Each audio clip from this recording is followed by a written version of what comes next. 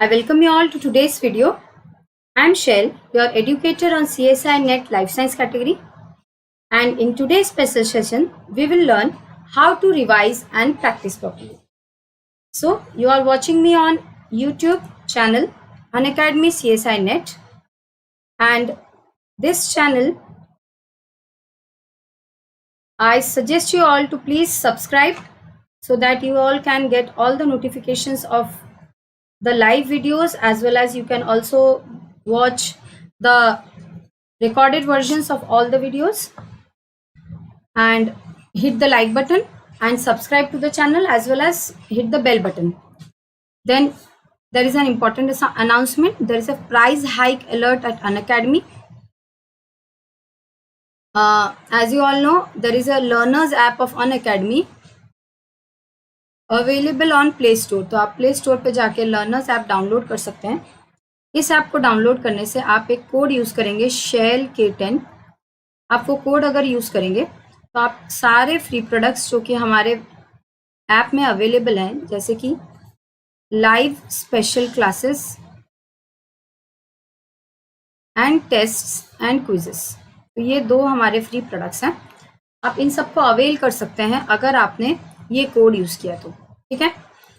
तो ये तो फ्री प्रोडक्ट्स हैं। अगर आपको हमारे यूट्यूब चैनल के सारी क्लासेस और फ्री प्रोडक्ट्स ये सब आपको यूज़फुल लगते हैं तो you can get the subscription. जो सब्सक्रिप्शन है वो दो तरह के हैं, प्लस एंड आइकॉनिक।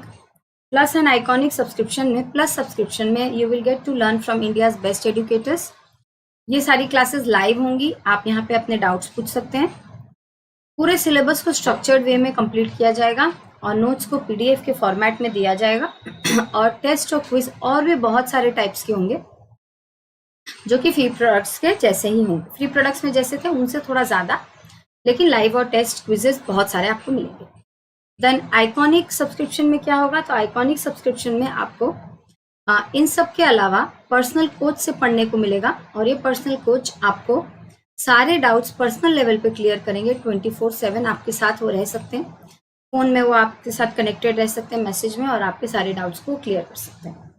बहुत सारे स्टडी मटेरियल आपको मिलेंगे जो आपको हेल्प करेंगे प्रिपरेशन में, और इंटरव्यू के प्रिपरेशन में भी आपको हेल्प किया जाएगा आइकॉनिक सब्सक्रिप्शन लेने से। अभी बहुत सारे बैचेस स्टार्ट हो रहे हैं, तो आप किसी भी बैच में ज्वाइन कर सकते हैं क्योंकि ये बेस्ट टाइम है सब्सक्रिप्शन लेने का। ये सारे इंडिया के बेस्ट एजुकेटर्स हैं जिनसे आपको पढ़ने को मिलेगा अगर आपने सब्सक्रिप्शन ले लिया तो। अब आते हैं प्राइजेस पे। आइकॉनिक के प्राइजेस 3 कैटेगरी के हैं, 6 मंथ्स, 12 मंथ्स, 24 मंथ्स। 6 मंथ्स का टोटल है 18,000, 3,000 पर मंथ। 12 मंथ का है 26,000, 2,167 पर मंथ। 24 मंथ्स का है 45,000, 1,875 पर मंथ। आपको प्रोसीड टू पे क्लिक करना है और कोड यूज़ करना है शेल K10। जिस तरह से आपने शेल K10 को यूज़ करके फ्री प्रोडक्ट्स को अनलॉक किया था ऐप पे, उसी तरह से आप ये कोड अगर यूज़ करेंगे तो आपको 10% ऑफ मिलेगा एट द एंड चेकआउट के टाइम में। और आप EMI में भी पेमेंट कर सकते हैं जो कि नो कॉस्ट है, नो हैजल, नथिंग। ये सारा कॉस्ट है प्लस का। 1 मंथ का है 2,900, 3 मंथ का है 6,250, 2,083 पर मंथ। ये टोटल है, ये पर मंथ की वैल्यू है। 6 मंथ्स की वैल्यू है 11,250 टोटल, 1,875 पर मंथ। 12 मंथ्स का 13,750 टोटल है, 1,146 पर मंथ। 24 मंथ का टोटल है 20,000 विच इज़ 833 पर मंथ। आप EMI में यहाँ भी पेमेंट कर सकते हैं, 10% ऑफ पा सकते हैं शेल K10 यूज़ करने से। तो आप इनमें से कोई भी एक चूज़ करें, लेकिन याद रखिए प्राइस हाइक होने वाला है। ये बिना हाइक के प्राइजेस हैं, ये नॉर्मल प्राइजेस हैं। एक बार प्राइस हाइक हो जाएगा तो आपको ये प्राइजेस नहीं मिलेंगे। तो इट्स बेटर कि आप अगर लेना चाहते हैं तो यही बेस्ट टाइम है सब्सक्रिप्शन लेने का। चलिए शुरू करते हैं। अब हमारी क्लास में हम आज पढ़ने वाले हैं how to revise and practice properly. मतलब आप किस तरह से अच्छे से रिविजन कर सकते हैं और प्रैक्टिस कर सकते हैं। देखिए, रिविजन करना भी एक कला है। कैसे रिवीजन किया जाए कि कम से कम समय में हम अपना टारगेट, अपना गोल कंप्लीट कर लें। तो रिवीजन कभी एक दिन में नहीं होता है, ये एक कंटिन्यूस प्रोसेस है। जिस तरह से पढ़ाई एक कंटिन्यूस प्रोसेस है, उसी तरह से रिवीजन भी एक कंटिन्यूस प्रोसेस है। और रिवीजन भी आपको continuously day to day basis, weekly basis, monthly basis इस तरह से करना पड़ेगा। तो हम रिवीजन को 3 पार्ट्स में डिवाइड करते हैं। डे टू डे बेसिस, उससे पहले क्या मैं ठीक से दिखाई दे रही हूँ? आप लोग को सुनाई दे रहा है ना अच्छे से? Okay, day to day basis revision, then weekly revision, weekly basis, then monthly revision, monthly basis, then एक होता है अगर आपके पास टाइम है 6 मंथ्स का तो मंथली बेसिस के बाद आप 3 मंथ रिवीजन कर सकते हैं जो कि ऑप्शनल है, एंड एक होता है बिफोर एग्जाम रिवीजन। कितने तरह के रिवीजन है? ये वाला ऑप्शनल है, आपके टाइम पे डिपेंड करता है कितना टाइम है आपके पास। अगर आपके पास 1 ईयर है, सपोज आप MSc में हैं, तो आप 3 मंथ रिवीजन को भी चला सकते हैं। सपोज आपके पास 6 मंथ्स है तो भी आप 3 मंथ्स के रिवीजन को चला सकते हैं, लेकिन आपके पास सिर्फ 3 मंथ्स है तब आप इसको नहीं चला सकते। तो ये है हमारे कैटेगरीज ऑफ रिवीजन। शुरू करते हैं पहले day to day revision. Day to day revision कैसे होता है? सबसे पहले डे टू डे रिवीजन करने के लिए आपको डेली बेसिस पे जो पढ़ाई कर रहे हैं उसको कैटेगराइज करना पड़ेगा, उसको प्रॉपर वे में करना पड़ेगा। कैसे? सबसे पहले मेरा सजेशन है कि जब भी आप पढ़ाई करें थोड़ा बोल बोल के पढ़े। जैसे कि मैं अगर पढ़ रही हूँ, फॉर एग्जाम्पल यहाँ पे एक क्वेश्चन है, मैं समझ लीजिए रेप्लिकेशन पढ़ रही हूँ, ये दोनों मेरे पेरेंटल स्ट्रैंड्स हैं और मैं पढ़ रही हूँ वॉटसन से कि पेरेंटल स्ट्रैंड्स के साथ 2 तरह के रेप्लिकेशन यानी 2 तरह के डॉटर स्ट्रैंड्स होते हैं। The one strand is called as continuous, the other strand is Okazaki. तो मैं क्या बोलूँगी? वाइल अच्छा मैं रीडिंग कर रही हूँ, मैं बोलूँगी while replication the there are 2 types of daughter strands. One strand is continuous, that is at one strand continuous synthesis takes place, whereas at the other strand discontinuous synthesis takes place, that is Okazaki fragments are produced. तो मैं ऐसा पढ़ के बोलूंगी तो 2 बार मेरे body में, मेरे ब्रेन में ये रजिस्टर होगा। एक तो पहली बार जब मैं देख रही हूँ, दूसरी बार जो मैं बोल रही हूँ। थर्ड, आपको लिखते रहना है। कैसे लिखना है? आपने DNA रेप्लिकेशन पढ़ना स्टार्ट किया, DNA रेप्लिकेशन आप एक डायरी या अच्छी कॉपी ले लीजिए, उसमें आपने हेडिंग दे दिया, शॉर्ट पॉइंट्स लिख रहे हैं। जैसे मैंने ये पढ़ा वहीं पे मैं लिख रही हूँ daughter strands 2 types, continuous synthesis, बोल रही हूँ लिख रही हूँ, कंटिन्यूस सिंथेसिस, डिसकंटिन्यूस सिंथेसिस। फिर कंटिन्यूस सिंथेसिस में 1 प्राइमर, डिसकंटिन्यूस सिंथेसिस में many, small fragments is called as Okazaki. इस तरह से शॉर्ट नोट्स बना रही हूँ। अगर आपको लॉन्ग नोट्स बनाने की आदत नहीं है तो आप शॉर्ट नोट्स बनाइए। और ये जो शॉर्ट नोट्स बना रही हूँ, साथ ही साथ ये बनाने के बाद में मैंने पूरा कॉन्सेप्ट या पूरा एक पैराग्राफ पढ़ लिया। अब मैं क्या करूँगी? इस पैराग्राफ को मैं थोड़ी देर के लिए पॉज होंगी और इस पैराग्राफ को फिर से रिवाइज करूँगी माइंड में, और उस समय में मैं विजुअली उसको अपने विजुअलाइज करने की कोशिश करूँगी। विजुअलाइज करने का मतलब है आप उस वक्त में अपने दिमाग में उसको चलाइए और साथ ही साथ उसको अपने साइड में डायग्राम भी छोटा छोटा बनाते रहिए रफ में। ये उन लोगों की बात हुई जो लोग प्रॉपर नोट्स नहीं बनाना चाहते हैं या रफ में चलना चाहते हैं। जो लोग प्रॉपर नोट्स बना के डायग्राम बना के पढ़ते हैं वो लोग कैसे कर सकते हैं? वो पर्टिकुलर पैराग्राफ से इंपॉर्टेंट पॉइंट्स को कलरफुल पॉइंट पेन में लिख सकते हैं अच्छे से। जैसे यहाँ पे मैंने लिखा शॉर्ट में, आप लिख सकते हैं daughter strands are of 2 types, फिर वहाँ पे इस तरह से। तो इससे थोड़ा सा इलेबोरेट होगा नोट्स। विजुअलाइज करके अच्छे से डायग्राम बनाइए जो लोग प्रॉपर नोट्स में बिलीव करते हैं, एंड कलरफुल पेन से बनाइए डायग्राम। तो क्या होगा? कलरफुल पेन से बनाने से आप नेक्स्ट टाइम जब उस नोट को देखेंगे तो आपको अच्छा फील होगा, आपको पढ़ने का मन करेगा। तो सबसे पहले तो रिवीजन करने का पहला स्टेप है कि आपको अच्छे नोट्स बनाने हैं पढ़ने के टाइम में, या तो फिर पढ़ने के टाइम में अच्छे से जोर जोर से पढ़ना है। जोर जोर से पढ़ने का मतलब ये नहीं कि हर वक्त आप बोलते रहे। अगर आपको बोलने से याद रहता है या दिमाग में बैठता है तो ये यूज़ कीजिए, ट्राई करके देखिए, नहीं तो कोई ज़बरदस्ती नहीं है इसमें। आपको ये एक सजेशन अगर आपको ठीक लगता है तो कर सकते हैं। प्लस राइट, आपका एक ही बार में 3 स्टेप या 3 वे रीडिंग हो जाती है। मैं ऐसे करती हूँ, लेकिन मैं प्रॉपर नोट्स बनाती हूँ क्योंकि मैं उसको देख रही हूँ, पढ़ रही हूँ, मुंह से पढ़ रही हूँ और फिर लिखती भी जाती हूँ अच्छे से। इससे क्या होता है, नेक्स्ट टाइम मैं उस बुक को कभी नहीं खोलती हूँ, मैं उन नोट्स को खोलती हूँ। इससे ना मुझे मेरी हैंडराइटिंग को देख के कंफर्ट फील होता है, डर नहीं लगता है, और वो बुक्स में अगर बाय चांस बहुत सारा चीज़ लिखना है तो मैं बुक में अंडरलाइन भी कर देती हूँ कई बार। तो आप पढ़ने के टाइम में अंडरलाइन भी कर सकते हैं। आप जैसे कि रीडिंग कर रहे हैं वॉटसन की बुक से, आपको कोई पैराग्राफ ही पसंद आ गया और लगा कि ये पैराग्राफ ही बहुत इंपॉर्टेंट है, तो उस पैराग्राफ को भी रीडिंग कर सकते हैं, पूरा अंडरलाइन कर सकते हैं और उसके शॉर्ट को बना के आप साइड में पेंसिल से लिख सकते हैं अगर आपके पास हार्ड कॉपी है। अगर आप सॉफ्ट कॉपी से पढ़ रहे हैं तो भी आप चाहें तो उस सॉफ्ट कॉपी का प्रिंट आउट निकाल सकते हैं, क्योंकि हार्ड कॉपी से पढ़ने से ज़्यादा हेल्पफुल होता है सॉफ्ट कॉपी में। मैंने ये नोटिस किया।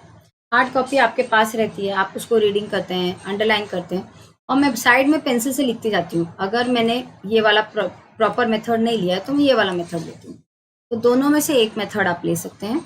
अच्छे से रीडिंग कीजिए, बोल बोल के लिखिए, शॉर्ट में लिखिए, नहीं तो अच्छे से थोड़ा लिखिए, थोड़ा सा अच्छे से, ऐसा नहीं कि आप सुंदर नोट बनाने बैठ जाएंगे। सेकंड ऑप्शन है आप रीडिंग कीजिए, धीरे धीरे आपको रीडिंग करना है, आप रीडिंग कीजिए, जोर से बोल के करना है कीजिए। एंड उसके बाद क्या करना है, उसके बाद आप वहाँ पे अंडरलाइन कीजिए। अंडरलाइन करने से क्या होगा, आपको इंपॉर्टेंट हाईलाइट्स मिल जाएंगे और बगल में पेंसिल से शॉर्ट में उस चीज़ को लिख दीजिए। नहीं तो जो आपने दूसरी बुक से कभी देखा है, एक्स्ट्रा उस पैराग्राफ को कंपेयर किया है, जो पॉइंट एक्स्ट्रा मिला है उसको भी आप लिख सकते हैं। इस तरह से आप पहला स्टेप है स्टडी प्रॉपरली। तो ये हो गया आपका प्रॉपर स्टडी। उसके बाद आप क्या करेंगे, पढ़ने के टाइम में स्मॉल ब्रेक्स लेंगे। और जो आप, ये मैं पहले भी बोल चुकी हूँ, जो आपने पढ़ाई किया है, सेट किया है जो गोल, वो छोटे होंगे, small goals and small breaks. इस तरह से आपको पढ़ाई को मैनेज करना है। देन उसके बाद नेक्स्ट थिंग क्या है, आपने आज रात में जो पढ़ाई की, first thing in the morning, next morning जो है, उसे उठने के तुरंत बाद फ्रेश होके आप अपने स्टडी टेबल पे अगर बैठेंगे, सबसे पहले जो पिछली रात में पढ़ा था उसका नोट्स, नहीं तो बुक में जो अंडरलाइन किया है, उसे एक बार गो थ्रू करेंगे। मतलब आप उसमें टाइम वेस्ट नहीं करना है, हाफ एन आवर उसके लिए रखेंगे कि मैंने लास्ट दिन में क्या पढ़ा था। इसे बोलते हैं डे टू डे रिविजन। तो हम अब फर्स्ट पॉइंट पे अपने आ गए, day to day revision. Day to day revision करने से क्या होता है, आपको काफ़ी फायदा हो जाता है। आपको ये याद रह जाता है कि नेक्स्ट डे में क्या होने वाला है।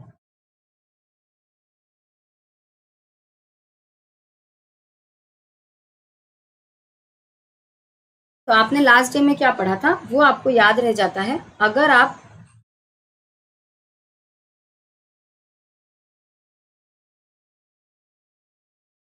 तो आपको लास्ट डे में जो भी आपने याद रखा है, वो पढ़ा है, वो आपको याद रह जाता है अगर आपने फर्स्ट डे इन द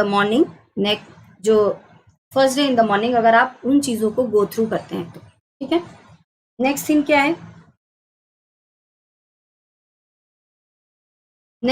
है, तो नेक्स्ट थिंग है कि आपको, ये तो हो गया हमारा day to day basic, day to day revision.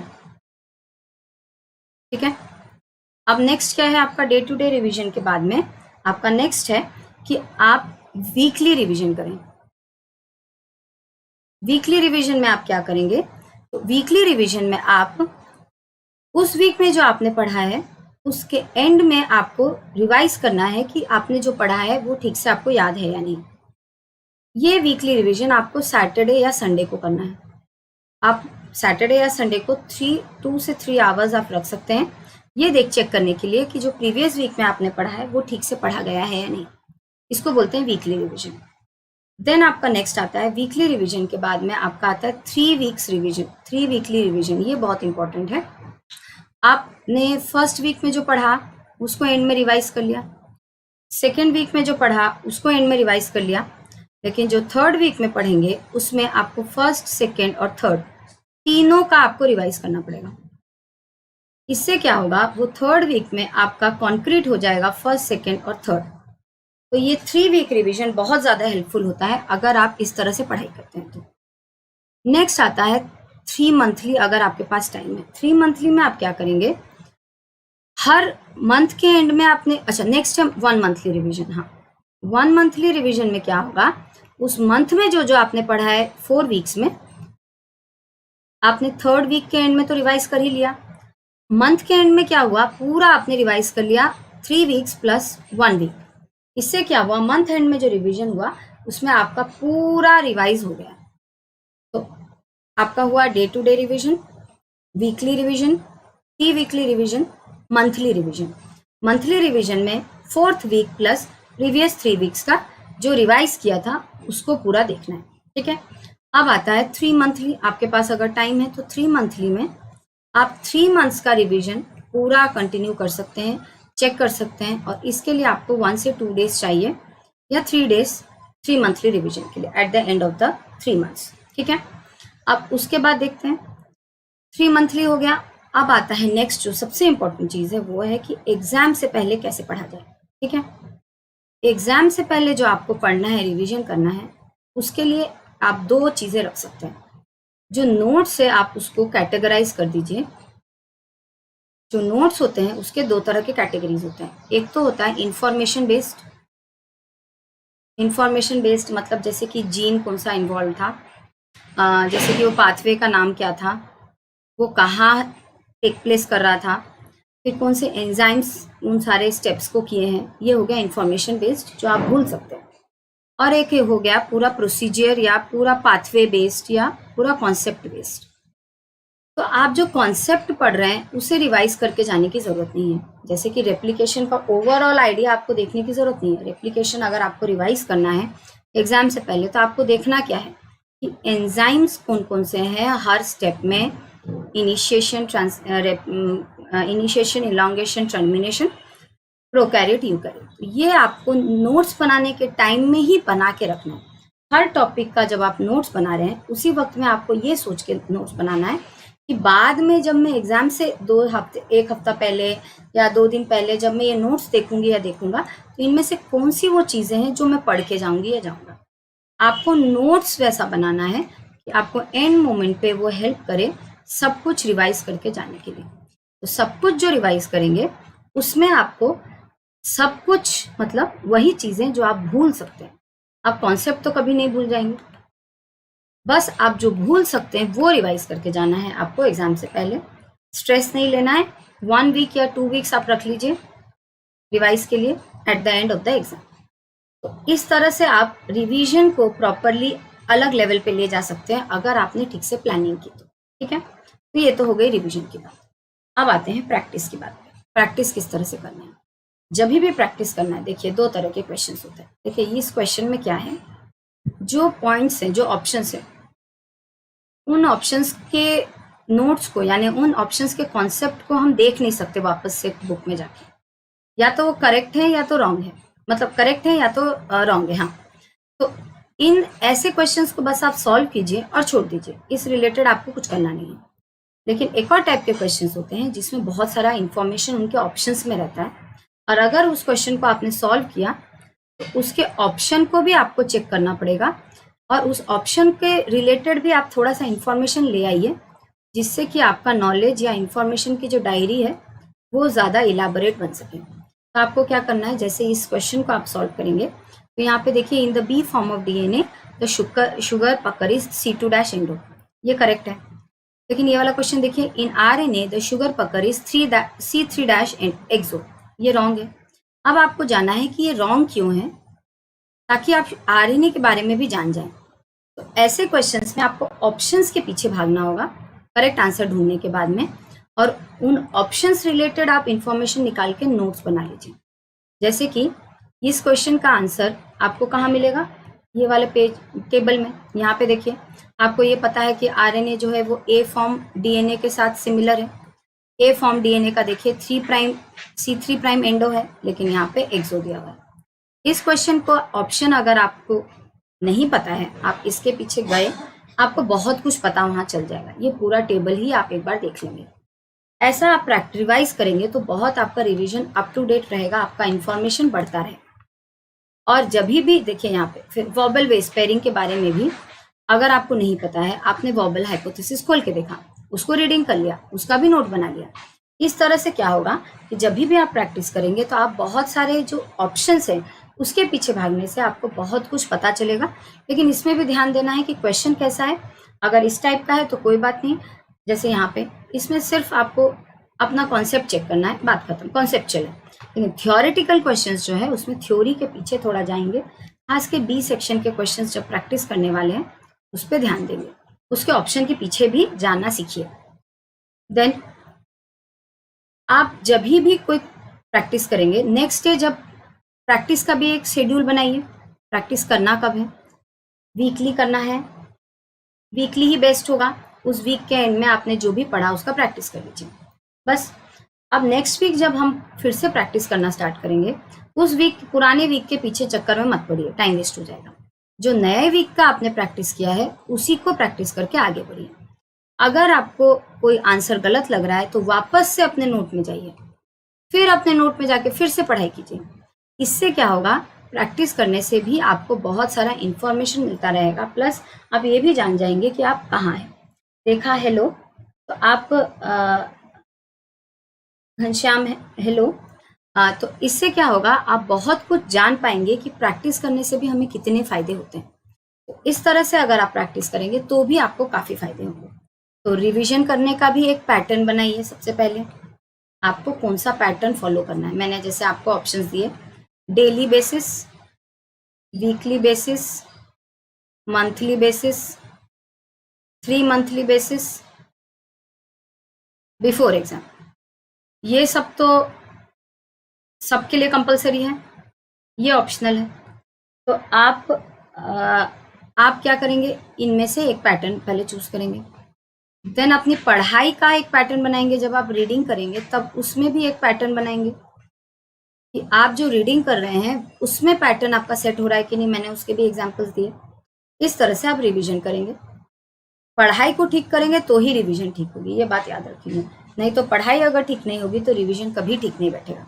तो जो भी मैंने पॉइंट्स बोले हैं उसे आप एक बार और ध्यान से देखिए। उसमें सबसे इंपॉर्टेंट ये वाली चीज़ है कि नेक्स्ट डे मॉर्निंग में आपको रात में जो भी पढ़ा है उसको एक बार देखना है, ये सबसे इंपॉर्टेंट है। देन प्रैक्टिस के लिए सबसे इंपॉर्टेंट बात जो मैंने बोली, जो भी थियोरेटिकल क्वेश्चंस प्रैक्टिस करेंगे उसका थियोरेटिकल होने का मतलब ही यही है कि आपको जो ऑप्शंस रॉन्ग दिए गए हैं उसके बारे में भी जानिए। इस क्वेश्चन में ये वाला ऑप्शन रॉन्ग है तो राइट क्या है, आरएनए में शुगर पकड़ फिर किस फॉर्म का है। वोवल बेस पेयर में अगर जी और ए पेयरिंग नहीं होती है तो फिर कौन सा पेयरिंग है। इस तरह से आपको रॉन्ग ऑप्शंस के पीछे जाना है जो थियोरेटिकल क्वेश्चंस है। जो कॉन्सेप्चुअल क्वेश्चंस है उसमें आपको रॉन्ग में जाना नहीं है। जैसे कि ये वाली क्वेश्चन, इसमें बस आपको सॉल्व करना है, अपने कॉन्सेप्ट को ठीक करना है।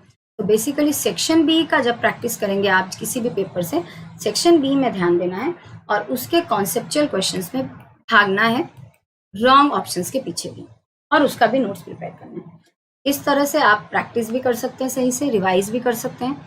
याद रखिए, आपके हार्ड वर्क के साथ में स्मार्ट वर्क भी जरूरी है। स्मार्ट वर्क में यही आता है कि प्लानिंग कैसे किया है, स्ट्रैटेजी कैसे बनाई है, और प्लानिंग और स्ट्रैटेजी करने के बाद में आपका जो रिवीजन है, जो प्रैक्टिस है, वो बहुत इंपॉर्टेंट। तो रीडिंग, पहले तो प्लानिंग, उसके बाद रीडिंग, उसके बाद हमारा रिवीजन, फिर एट दैट प्रैक्टिस। ये हमारा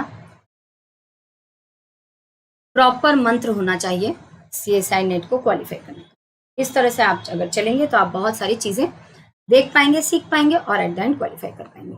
सो अब इस तरह से हम ये सेशन को कंप्लीट करते हैं। आपको मैंने सब कुछ बता दिया है कि प्राइस हाइक होने वाला है, आपको सारे प्राइजेस बता दिए गए हैं। तो आप जिस चैनल पे मुझे देख रहे हैं उस वीडियो को आप लाइक कीजिए, शेयर कीजिए, सब्सक्राइब कीजिए इस चैनल को, ताकि आप और आपके फ्रेंड्स ये सारी इन्फॉर्मेशन पा सकें। और आप इसके अलावा सारे लाइव क्लासेस जो होने वाले हैं या होते हैं, आज तो स्पेशल क्लास था, जो भी लाइव क्लासेस होने वाले हैं या होते हैं उसके बारे में जानेंगे। मेरी अभी नेक्स्ट क्लास है 11 बजे, और उसके बाद नेक्स्ट क्लास है शाम को 7 बजे। शाम को 7 बजे हम TRNA के बारे में पढ़ेंगे, जो मेरी यूजुअल क्लास होती है। 11 बजे जो मेरी स्पेशल क्लास है 30 मिनट्स की, इसमें हम अमीनो एसिड्स के बारे में पढ़ेंगे। इस तरह से सारी क्लासेस के बारे में आपको पता चल जाएगा अगर ये आप चैनल को सब्सक्राइब करते हैं। इस तरह से I am coming to the end of this video. Thank you all for watching. I hope कि आपको मेरे सजेशंस कुछ हेल्प कर सकें और आपके प्रिपरेशन को एक अलग लेवल पे लेके जा सकें। Thank you.